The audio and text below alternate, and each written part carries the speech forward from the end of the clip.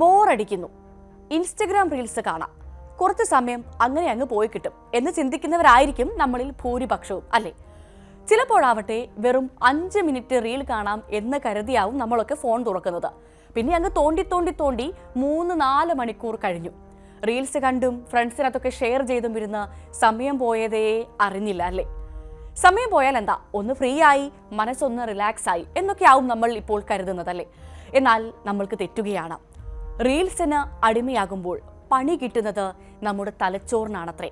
Shorts videos കാണുന്നത് മദ്യപിക്കുന്നതിന് സമാനമായ അവസ്ഥയിലേക്കാണ് തലച്ചോറിനെ എത്തിക്കുക എന്നാണ് പഠനങ്ങൾ പറയുന്നത്. മദ്യപിക്കുമ്പോൾ നിങ്ങൾക്കുണ്ടാകുന്ന ദൂഷ്യഫലങ്ങളും അനുഭവിച്ചേക്കും. ചൈനയിലെ ടിയാൻജിൻ നോർമൽ യൂണിവേഴ്സിറ്റിയിലെ സൈക്കോളജി പ്രൊഫസർ ക്യുയാങ് വാങ്ങിന്റെ നേതൃത്വത്തിൽ നടത്തിയ പഠനത്തിലാണ് ഷോർട്ട് വീഡിയോ കാണുന്നത് തലച്ചോറിൽ പ്രകടമായ മാറ്റങ്ങൾ ഉണ്ടാക്കുമെന്ന് കണ്ടെത്തിയത്. ഇത് ബാധിക്കുന്നത് ഓർമ്മകളും പഠനവുമായി ബന്ധപ്പെട്ട തലച്ചോറിന്റെ പ്രധാന ഭാഗമായ ഹിപ്പോ കാമ്പസിനെയാണ്. അതുകൊണ്ട് തന്നെ തലച്ചോറിൽ പുതിയ വിവരങ്ങൾ സംഭരിക്കുന്നതിനും പലതും ഓർമ്മിക്കുന്നതിനും തടസ്സം നേരിടാം. ഷോർട്ട് വീഡിയോസ് കാണുമ്പോൾ തലച്ചോറിലേക്ക് ഡോപ്പമൈൻ അതിവേഗം പ്രവഹിക്കുകയാണ്. മദ്യവും ചൂതാട്ടവും പോലെ തലച്ചോറിലെ ഉദ്ദീപനമുണ്ടാക്കുന്ന ഭാഗത്തെ അമിതമായി ഉത്തേജിപ്പിക്കുന്നു. ഈ തുടർച്ചയായ പ്രവാഹം കാരണം ഈ ഭാഗം ക്രമേണ മന്ദീഭവിക്കുകയാണ് ചെയ്യുന്നത്.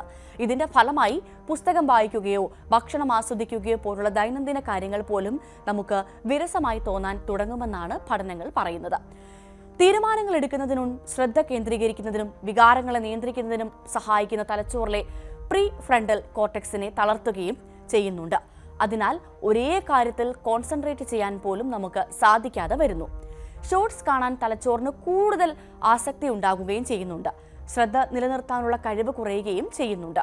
രാത്രി വൈകിയുള്ള സ്ക്രോളിംഗ് ഉറക്കത്തിനെയും ശാരീരിക പ്രവർത്തനങ്ങളെയും ബാലൻസ് ചെയ്യാനുള്ള സ്വാഭാവിക സമയക്രമത്തെ സർക്കേഡിയൻ റിതത്തെയും തടസ്സപ്പെടുത്തുന്നുണ്ട്. നിങ്ങൾക്ക് ആർക്കെങ്കിലും ഈ ഒരു പ്രശ്നമുണ്ടോ? ഒന്ന് സ്വയം വിലയിരുത്തി നോക്കിയേക്കണേ. തീരുന്നില്ല.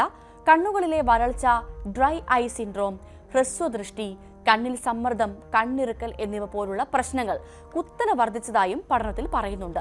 സ്ക്രീനിലെ ബ്ലൂ ലൈറ്റ് മൂലമുണ്ടാകുന്ന തലവേദന, മൈഗ്രെയിൻ, ഉറക്ക തകരാറുകൾ എന്നിവ മുതിർന്നവരിലും കണ്ടുവരുന്നു. ഈ ആസക്തി സാധ്യത കുറച്ച് കാണരുത്. ഇത് പിന്നീട് വളരെ ഗുരുതരമായ ആരോഗ്യ പ്രശ്നങ്ങളിലേക്ക് നയിച്ചേക്കാം. ദിവസേനയുള്ള സ്ക്രീൻ സമയം പരിമിതപ്പെടുത്തുക. ഉറങ്ങുന്നതിന് 1 മണിക്കൂർ മുമ്പെങ്കിലും സ്ക്രീനുകൾ ഒഴിവാക്കുക. വ്യായാമം ശീലമാക്കാനും ഇഷ്ടമുള്ള ഹോബികൾക്കായും സമയം മാറ്റിവെക്കുകയും വേണം. റീൽസൊക്കെ കാണാമെന്നേ, കുറച്ച് ആവശ്യത്തിന് മാത്രം. അതിൽ വീണു പോകരുത് എന്നേ ഉള്ളൂ. നമുക്ക് നമ്മുടെ ആരോഗ്യമല്ലേ വലുത്, അല്ലേ?